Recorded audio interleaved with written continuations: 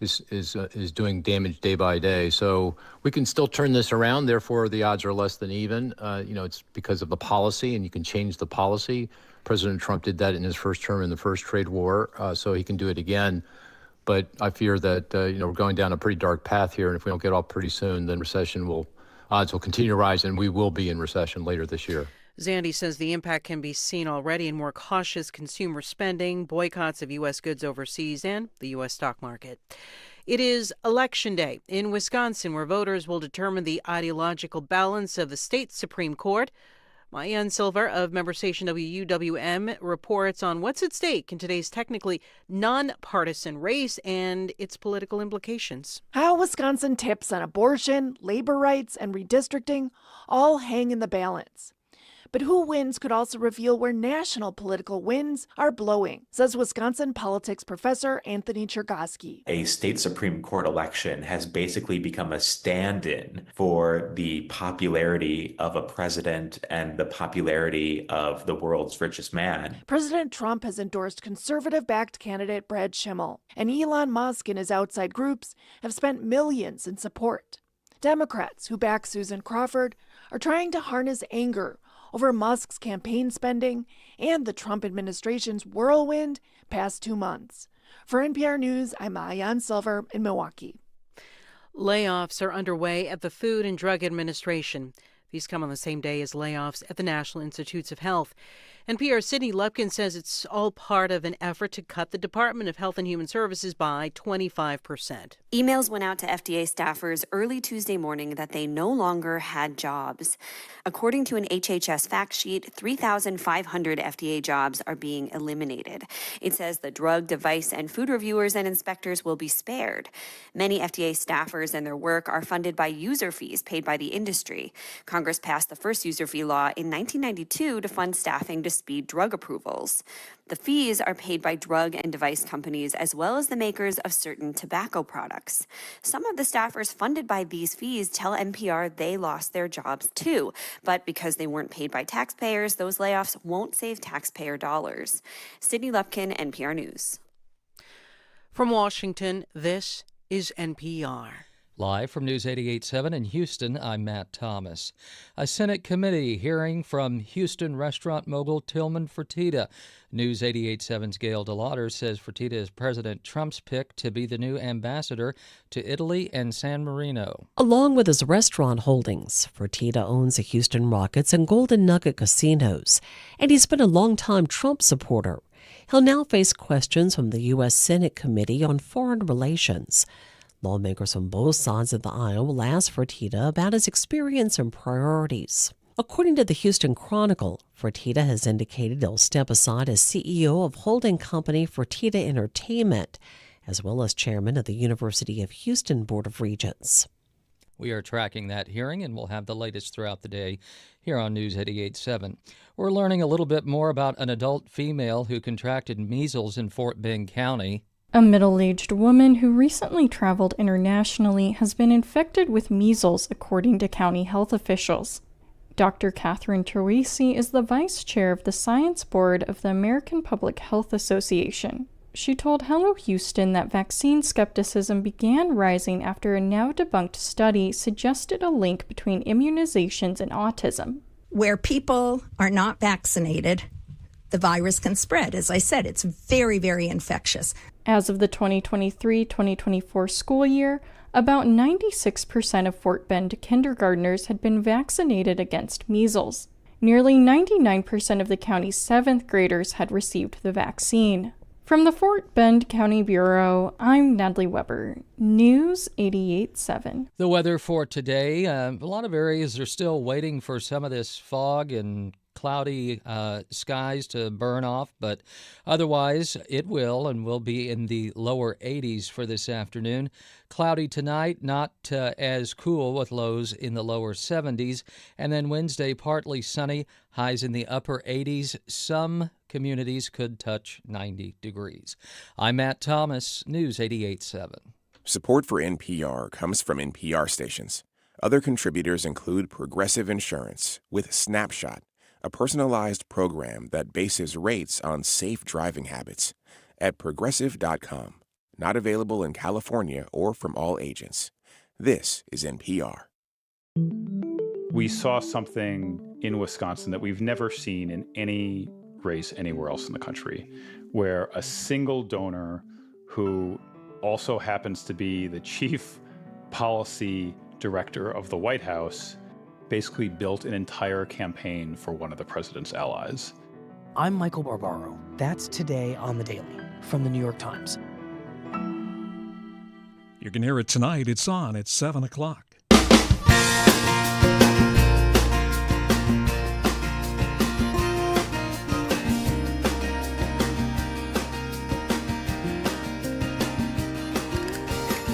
Live from the University of Houston, it's Hello Houston, an open forum on today's biggest stories affecting Houston and beyond.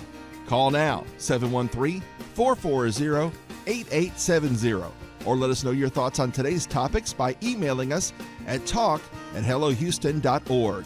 Now here's your host for Hello Houston, Ernie Manous, Celestia Sherman, and Frank Billingsley.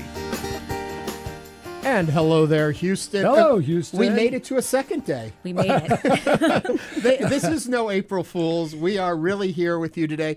We're back. Traditionally, we will open the show with the hot topics of the day. We'll chat about them. We'll give our point of view. Today's a little different.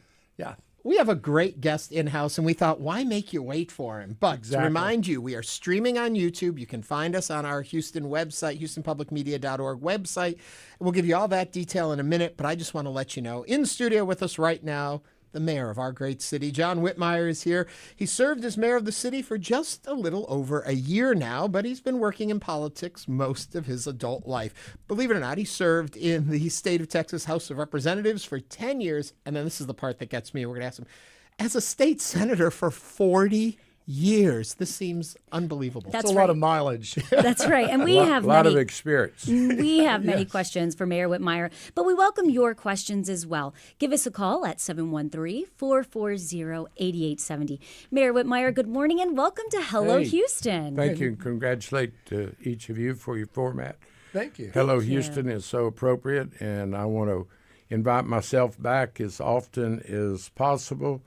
That chair is your chair. It's a great venue. We're going to put your name on that chair. That's for you any day. Like I said, as our schedules allow, I'll be here because it's a great opportunity. So thank you. Well, thank you for being here. This really is our way to give back to our city, providing this platform for them, our listeners and our viewers, to be able to chat with you directly. I look forward to it. I do want to start off with the fact 40 years in the Senate. Sure.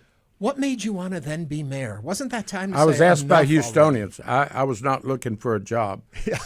I was the most senior senator, dean of the Senate. People listened to me. I worked across the aisle, had a very productive last session. 2 years ago, I was in the Senate. So we moved the backlog of murder cases to the front of the criminal docket. We created entertainment district downtown that's going to transform the George Brown, another convention hotel. But I was approached by Houstonians. Would I run for mayor? And I said, no, maybe at one time, but not now. Life is timing. Politics is timing. And then they said, what would it take to get you to consider? And I said, that's a serious question to a public servant that's done it since he was 22 and a U of H senior. So I thought about it, and I said, get in the car with me and let's drive across Houston. Public safety is a top concern. Mm-hmm. Our infrastructure, our homeless challenges, our illegal dumping.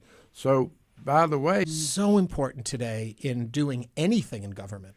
The city, before I got there, had no relationship in recent years with the Austin leadership. Mm-hmm. It was detrimental to Houston. Our Harvey recovery funding were denied us.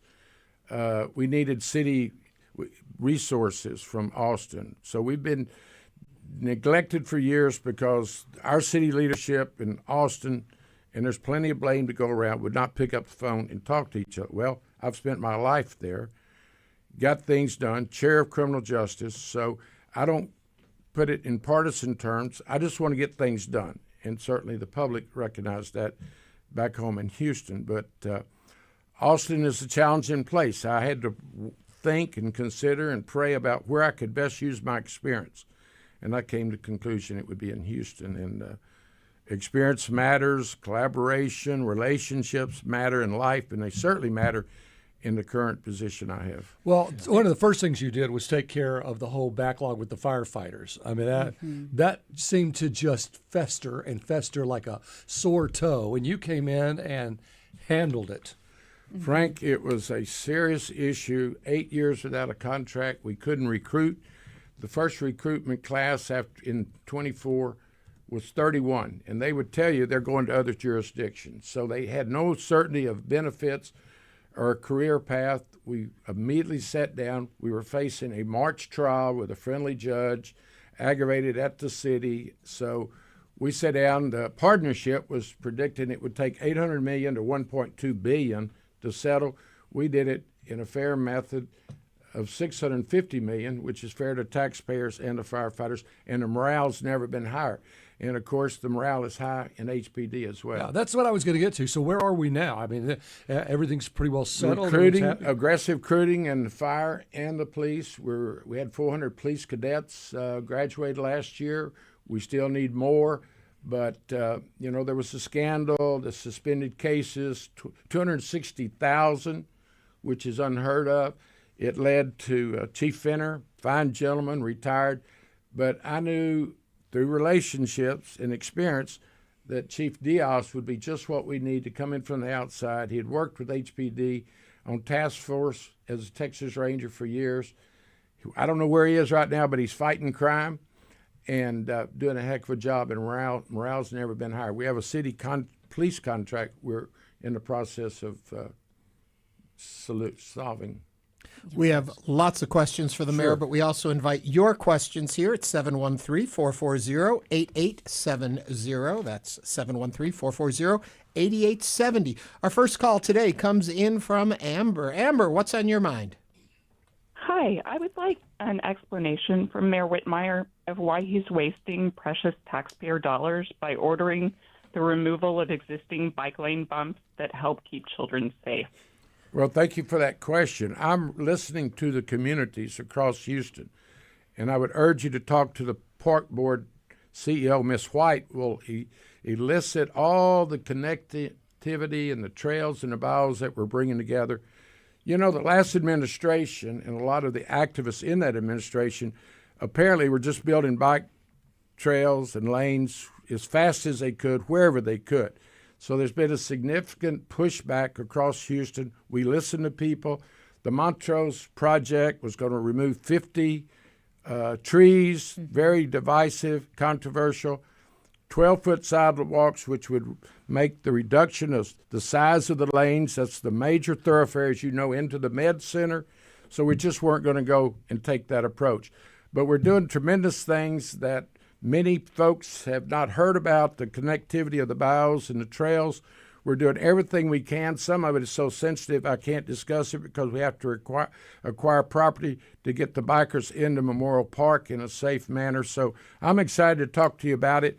I respect your opinion, but quite frankly, I'm listening to the residents and not special interests and not people who have conflicts of interest. And it's how I was in the legislature 50 years. I hope you understand I wasn't there 50 years because I didn't represent the public interest. So as I live in Houston, grew up in Houston, I've watched things develop.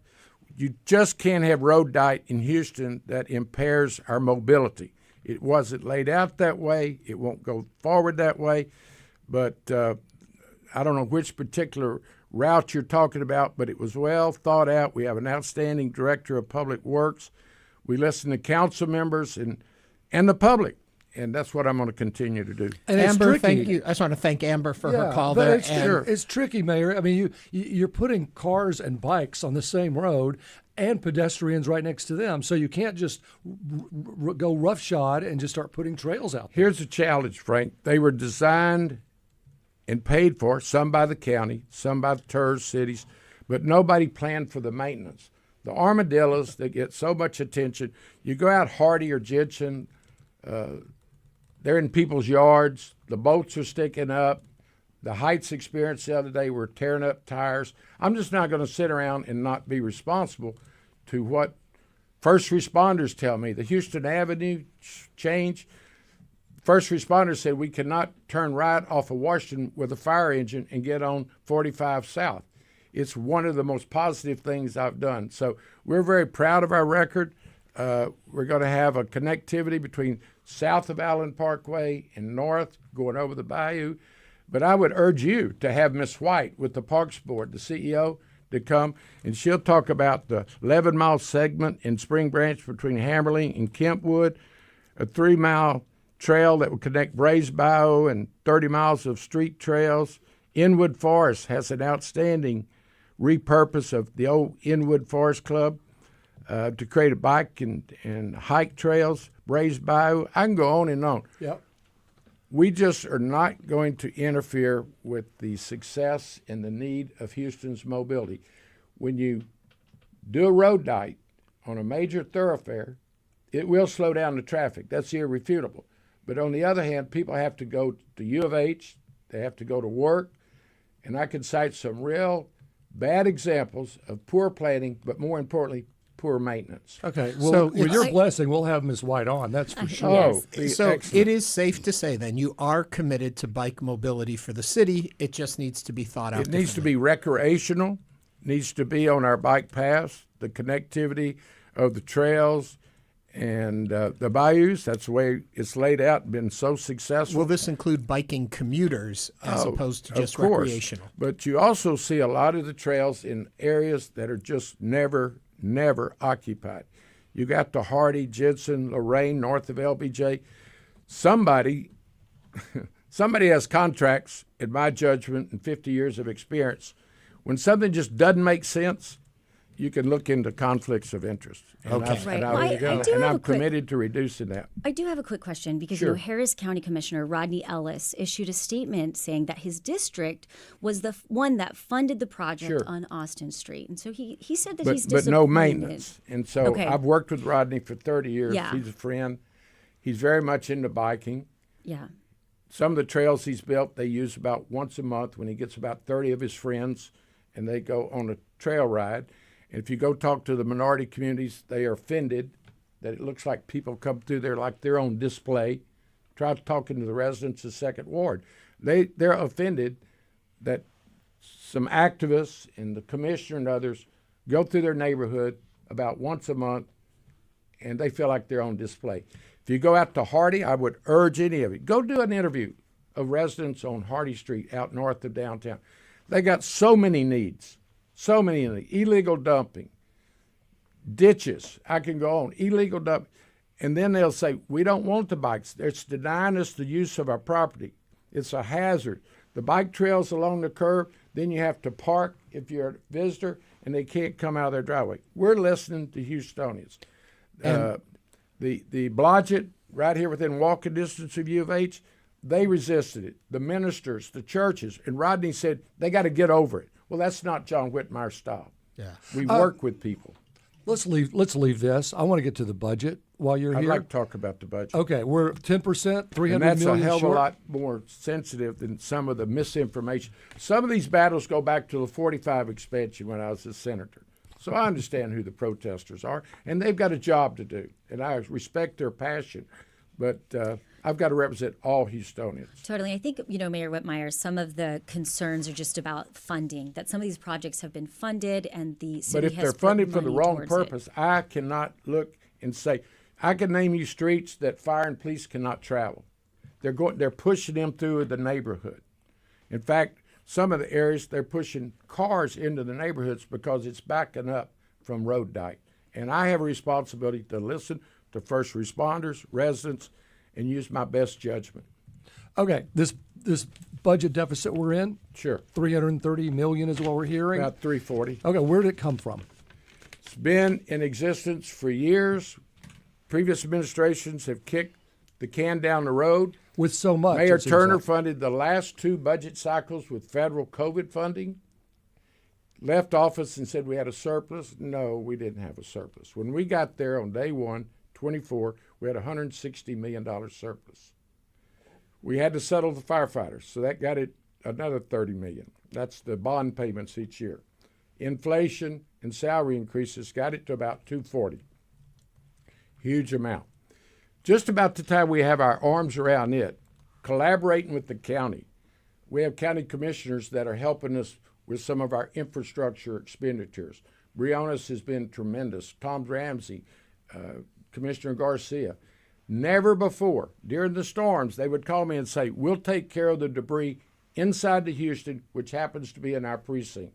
Briones is helping me with multi-service centers. Tom Ramsey said, we'll pay half of the cost of fixing streets in my precinct in the city of Houston. That's never existed before, but it's through relationships and collaboration. So we were at 240. Then we lost the lawsuit on the drainage fee. Been in court for years. I'm trying to explain. I don't want to just talk about the past, but I inherited a number of messes. One, a financial deficit. So we're having progress with the $120 million drainage fee settlement. They've given us time to work on that. So we'll push that one forward and see how our efficiency study saves money. When I got there, from working with 9 mayors and others, knew that there was a lot of waste, duplication, and quite frankly, conflicts of interest and corruption. We've got 2 TERS members, managers in the Midtown TERS under indictment. We had a city contractor on a water contract giving out $3 million contracts to people that had no businesses. She pled guilty to 10 years. So I'm committed to not raising fees or taxes until we eliminate waste, duplication, and corruption, quite frankly. And there's still work to do. But back to your point, we're getting an extension on the settlement on the drainage. The $240 million is going to come from a huge section of it, over $100 million, from an efficiency study. When I got there, I knew it was inefficient, waste, but I didn't know the extent of it. So in May, we hired Ernst & Young to do an efficiency assessment. Mm-hmm. They rolled out about 2 months ago their report. 40% of the city supervisors supervise 3 or fewer people. 2,800 people are eligible for retirement. We got 92-year-olds, in all due respect to our seniors. 88-year-old working at the police department. His wife brings him to work. He's in IT. So what we thought about, how can we compassionately and methodically encourage people to take a retirement? So far, there's been 500. They get a fourth of a year's salary. They get to keep their insurance rates. They're very excited. The morale is high. So we're going to save large amounts of money. We're also looking for other sources. The state is looking for opportunities to help us. We're working with the county. And yes, we're concerned about the federal cuts in our grants. Our health department budget is $160 million. That's what some of these people that are calling about some items, you're welcome to work on anything you want to. But I'm looking at a health department that gets $120 million of its $160 budget from federal grants. So I'm wrestling with that. What is going to be the health care picture for Houstonians?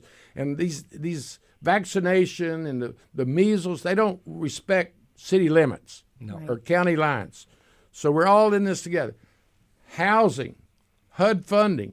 We've got, talk about conflicts of interest, over on Middle Street, $115 million complete project, apparently 400 apartments, mostly for families. It's built on an EPA environmental situation, and it's just sitting there waiting for an outcome from the EPA. Conflicts of interest should have never been built there. So I have a busy schedule, Frank. The budget is something that we're dealing with daily. We're asking our department heads to look for savings, and we're looking for outside help. You're listening to Hello Houston, and we are talking with City of Houston Mayor John Whitmire. Now is the time to give us a call with your questions, 713-440-8870. Another issue that they're covering, we're looking at right now at Houston Public Media Online, there is the reporting on what's going on in Montrose and the redevelopment of that area. And I guess there were some folks out there upset yesterday. Well, a handful are upset. We're listening to the Sue Lovell's, longtime resident, former city council member, listening to the TERS. It's very divisive because everyone has a little different vision. We're listening to the Ismaili Center which is a Muslim mosque at the end of Montrose as it approaches Allen Parkway. There's room for everybody at the table. You know, there are people protesting. Some of them have every good intention. Then there's others, conflicts of interest, that are building their membership. I've worked with the organizations for years. They were upset about the 45 and 59 expansion. They go around looking for battles because that increases their membership. But I'm listening to the residents. We're going to fix Montrose. It's a major artery through our community to get to the med center. You can't do a road diet on Montrose when it's the main pathway for ambulances. We'll have pedestrian crosswalks. We'll have just about every one thing everybody's looking for. It may not be their design. I'm not really fond of 12-foot sidewalks if it requires reducing lanes or the size of the lanes. The public's rebelling against it, and I'm listening to the public. I respect the protesters. Some are doing it for the right reason. Others, it's their job. They show up. Where are we going to protest today? If not Houston Avenue a couple of months ago, now it's Montrose. It was Polk the other day. I understand that. This is not my first rodeo, but they're not going to be able to dictate to me how to run the city because I got a pretty overwhelming show of support based on my experience and common sense. Yeah, you were given a referendum. I mean, 60%. You took that election. Elections matter. They do matter, and I think that for most people in Houston, I think they're way behind you. There are those that aren't, but that's going to be with any politics. You just have to go forward with your plan. That's some of the leftovers from the previous campaign that just can't accept the results. And I understand that. I don't like it. I don't know why it has to get so personal.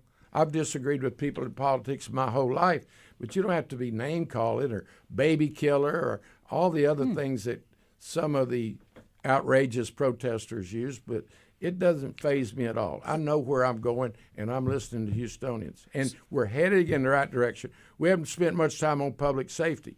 You know, in March, I'm taking care of high water bills. You know, Amy Davis did a great job on exposing the city's high water bills. 100,000 sensors were broken. We did that in 10 months. But in the middle of that in March, I get a call on a Friday afternoon from Chief Fenner, who'd gone up northeast to visit his family, and said, I got to get back to Houston. The press has found out we have 26 suspended investigations in HPD.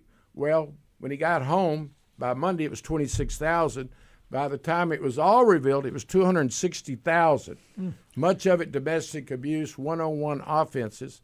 So we had to pull officers off the street, work through that. People got indicted, got held accountable, and it led to Chief Fenner retiring. And then I had toughest decision I've made. Who is the best person to lead this city in improving public safety, which is my highest priority? Which I do have a question. Mayor, can you give us an update on where those cases stand today? They've all been they've been resolved. There's some that are still under investigation, but they certainly have all not suspended. None of them are suspended. And we've done away with that labeling completely. It was one of the dumbest things. And I chaired criminal justice for 30 years. I worked close with the police. You would think someone would have come up to me and said, you got to get involved. But it was the best kept secret in town. And quite frankly, that led to the chief's retirement. There you have that. So let's move on just a little bit because I want to talk about the administration's policy on the police officers. You said the firefighters and police officers are all looking pretty good. We've talked about the bike lanes.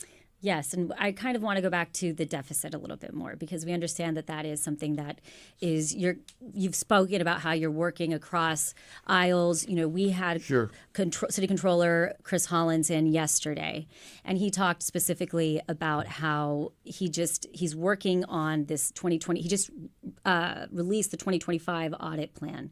Can you talk us through that? When you receive that, how does that work? He has a job to do, and we'll cooperate. Quite frankly. He's done one audit this year.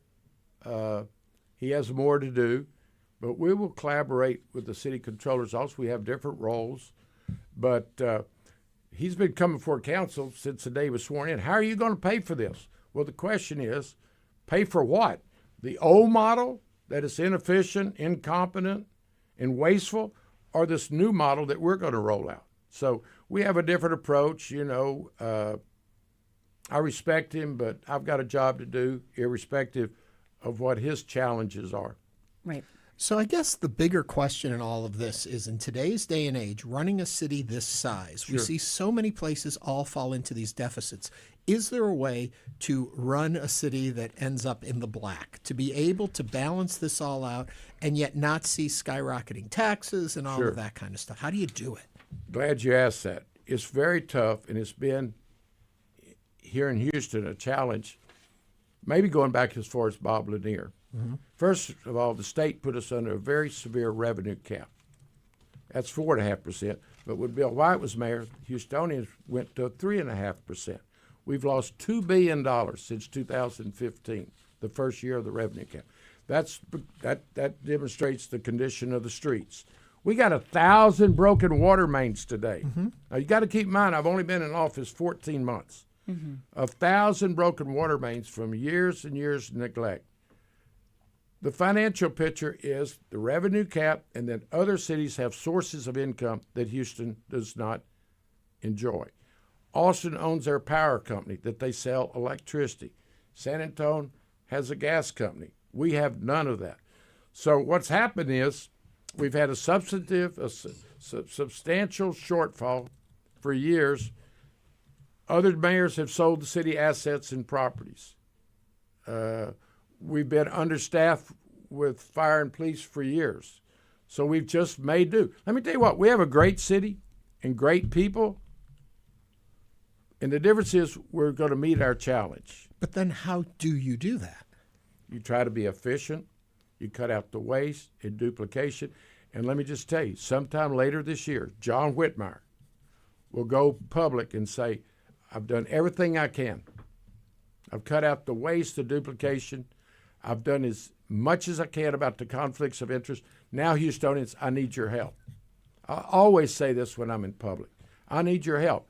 I would suggest probably the first thing I look to is an exception to that revenue cap for public safety. We're doing the numbers now. What are we going to really need to address public safety and operations of HPD?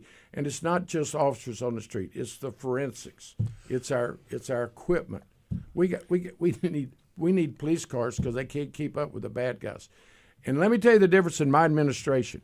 I wasn't looking for this. I wasn't looking for a political position. I came home to fix Houston. Nobody has been as transparent as I have. Our water supply. Oh, we have 250 years of future water, but it's the treatment plant sitting just side of Galena Park, built in 54. You want to know what keeps me up at night? Getting a call that the pumps and all the equipment has failed. Mm-hmm. We have no backup. We have no duplication of our water system. I'm talking about the med center. I'm talking about the venues. And nobody's talked like that. See, it's very delicate. If you're trying to attract business to Houston, how are you going to tell them we got a water supply danger? So you have to be very select. We're in Austin this session asking for hundreds of millions of dollars to fix our water treatment plant. So at and the it'll end only be a Band-Aid. At the end of these 4 years, where do you see we would be? Well, it's going to be 8 years, most likely. I don't think I can fix this in 4 years. But whatever, that's up to the public. But do you think you could fix it in 8? We're gonna have a solvent city when I leave office, because I'm not worried about the next election. Elections take care of themselves. In fact, you win elections in between elections. People know I'm honest and transparent, telling them the way it is, whether it's water billing or public safety, infrastructure. We lost last year $70 million because of the revenue cap. Mayor Whitmire. So that's why we're playing catch up. Mayor Whitmire, we're receiving a question from YouTube. It says, Public Works is already understaffed. Will this hiring freeze slow down all projects for drainage that we really need? Some folks in Northeast Houston are flooding frequently. And have been for years and years. No, I'll be out there next week meeting with it. No, Public Works was such a dysfunctional operation when I got there. We got 1,000 broken water mains today, so we have a plan to reduce that. We will be talking to the public about infrastructure funding. The city's operated as a pay-as-you-go for years. You let me get a year from now when we can go bond matters, and we will have a significant bond. But let me tell you what, I don't live in a silo. We have to watch what the county does, which is not hesitant about raising taxes, whether it's flood control or other items. HISD had their $4 billion bond issue. So people are watching us very carefully. And I've committed, if I don't cut out waste and duplication, I'm not going to come and ask you for resources. But we will at the appropriate time. And Northeast, been neglected for years, will get that flood control money. Well, I was going to say, Mayor Whitmire, we had a city line break right in front of my house, and it took 4 weeks. I understand. To get somebody out. Can you talk us a little bit about, people are saying that there is essentially this bottleneck of information from the residents in their area sending in, their ticket item, and then we say, yep, we get a call, yes, we received your ticket, and then we never hear anything from it. Been like that for years. We're addressing that. But let me just give you the scope of the challenge. We woke up this morning with 2.3 million people, Houstonians, 600 square miles, 2.3. Any of you want to guess how many people came to Houston today to work and attend events? 700,000. Wow. That's why the traffic, we've been discovered. You go out I-10, 290, in direction. New subdivisions are everywhere you look. Mid-rises all over the city of Houston. We haven't prepared for this growth, and we're playing catch up. But we have an excellent team in place. I'm very proud of them. They work long hours, particularly at our emergency center. I've watched people during both storms sleep on the floor. Out at the pump I was talking about that is so fragile at our water treatment, they sleep on the floor to watch the gauges. So it's going to take time to address the neglect of years. We have 1,000 broken water mains today. You said that a few times. So do we have the staff to fix them, or what's the plan? Well, it just takes time. We contract a lot out, and then we have, an internal group that they work around the clock. Yeah. They just working around the clock. You talked about, but I'm talking about that demand on our city resources. That's the size of Atlanta. And we have to furnish them safety, EMS, our streets. I can go on and on. It's a huge job. We're up to it. That's the reason we came from Austin, to surround ourselves with smart people, and we're headed in the right direction. You talk about this number of people coming in, and can you imagine that 700,000? It's amazing. And one question, it also comes from the other side of the same issue, which is the unhoused population in Houston. Affordable housing. And I don't know if you see housing as the answer to the unhoused, or if there's other things at play here. Both of these issues bother Houstonians a great deal. Sure. Well, obviously, we need to find affordable housing. It's a national issue. We're making strides. I got Mike Nichols, who was leading the coalition, homeless coalition, retired. We brought him back out of retirement. Transparent, honest guy. There's been a lot of conflicts and abuses in the housing authority and the housing department. I've completely replaced the housing authority, new director. You got Mike at the housing department. So we're working with HUD. The new Secretary of HUD was a former state rep out of Dallas. We have a good working relationship with him. But obviously, we're very, very concerned about the reduction in federal grants and funding for housing. The homeless issue is another separate issue that drives me nuts. That was one of the reasons I listed why I would run for mayor. Mm-hmm. We have to deal with the homeless and get them, for their own safety and welfare, out of public spaces. I work the freezes when we have warming centers and beg people to go with us to the Fondy Recreation Center. They won't go. It's a mental health issue. The homeless issue is very complex. I've got Chief Satterwhite, who was the interim police chief, working on it with his experience of HPD dealing with the homeless. We've got Metro involved. We can start talking more about Metro in a minute. They've got resources. People will not use their transportation, whether it's the trains or the buses, because their stations are dirty, unsafe, and not on time. So we've made a complete sweep at Metro with a new board that is focusing on micro-transit. That's the little shuttles that run right now in 3rd Ward. In fact, the greatest demand for them, I thought it would be in 3rd Ward to go to the church or the doctor, is to go to HEB on Alameda and North McGregor. So we're trying to be innovative using technology, and it's a challenge. But the homeless issue is a national issue. I don't know why the Biden administration, I don't know why the current administration doesn't allow the major cities solve their homeless issue, and we need mental health treatment and shelters. Will we see a change in it, do you feel? Yes. They're working on it as we sit here and talk. It's more mental, as you say, I think, than anything else. It's a huge part of it. The criminal justice system plays a role. Harris County, overloaded jail, at midnight tonight, they will let about 300 out the back door, nowhere to go, because they get credit for the next day.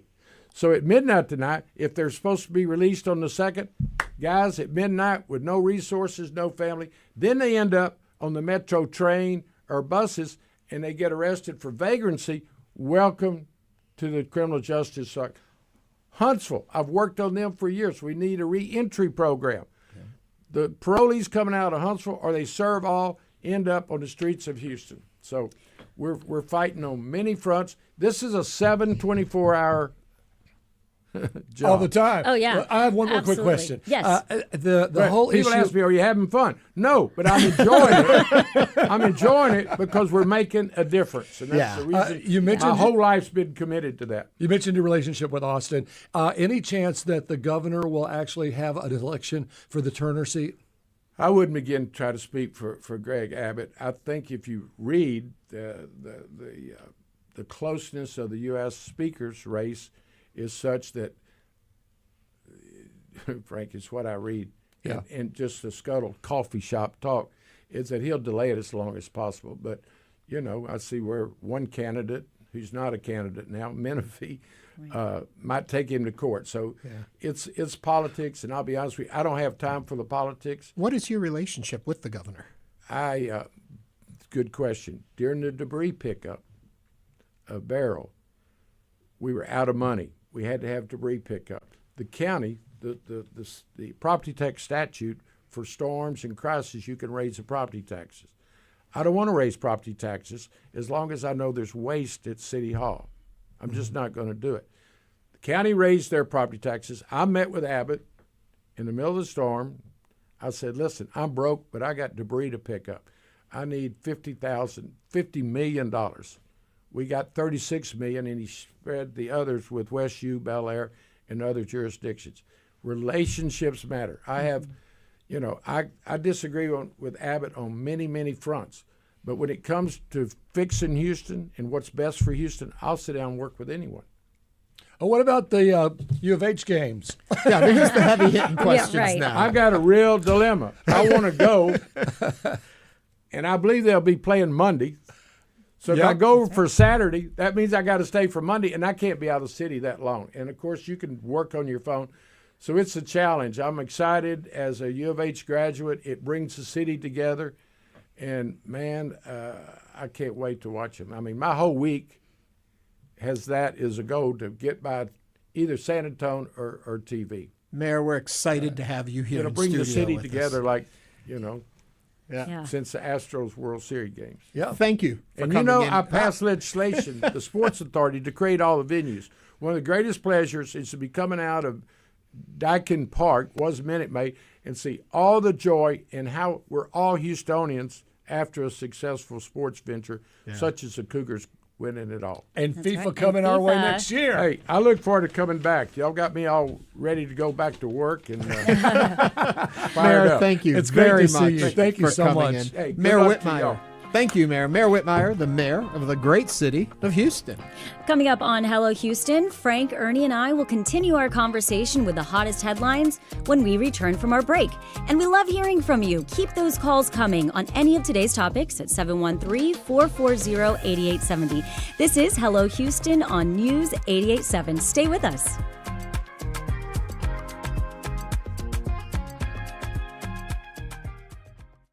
I'm Matt Hara, morning anchor here at Houston Public Media. Probably the most challenging part of my job is just the pure tempo of it in the morning. I not only anchor local newscasts, but the state newscasts. So coordinating with my morning producer is vital, especially when we're in a breaking news position locally. You know, if we're doing live reports, sometimes we kick it out to a reporter on location if the story is big enough. So just that 4-hour, sprint in the morning from 5 to 9 is probably the most challenging, but also the most rewarding. So I'm certainly not complaining.